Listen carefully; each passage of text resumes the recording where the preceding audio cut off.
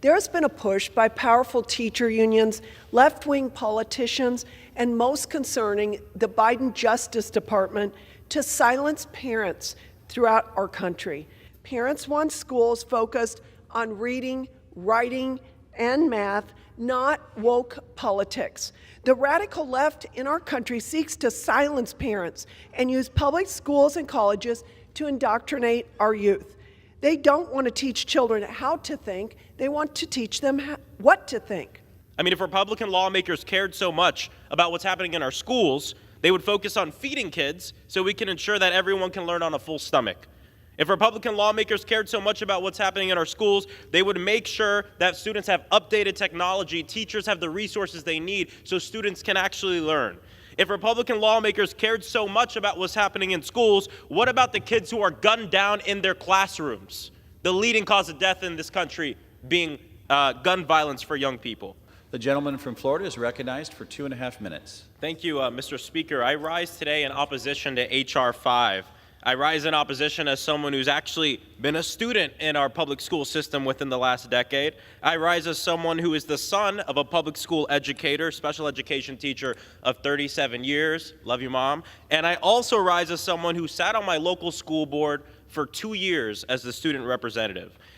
This bill is modeled after one that I know very well, Florida's parental rights in the education law. Most of us know it as Don't Say Gay. And Don't Say Gay infringes on parents' rights, including LGBTQ+ and supportive parents. Bills like this make schools more hostile, and make no mistake, it results in hate, bigotry, and yes, sometimes death of our students in schools.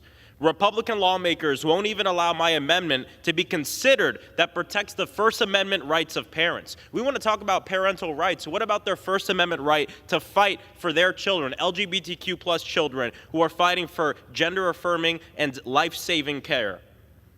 One of my colleagues brought this up, but this bill focuses on parents' rights, but what about the rights of our students? What about the rights of our young people? Why are my Republican colleagues not advocating for our students? Is it because they know that the majority of young people despise legislation like this and do not support legislation like this that is bigoted?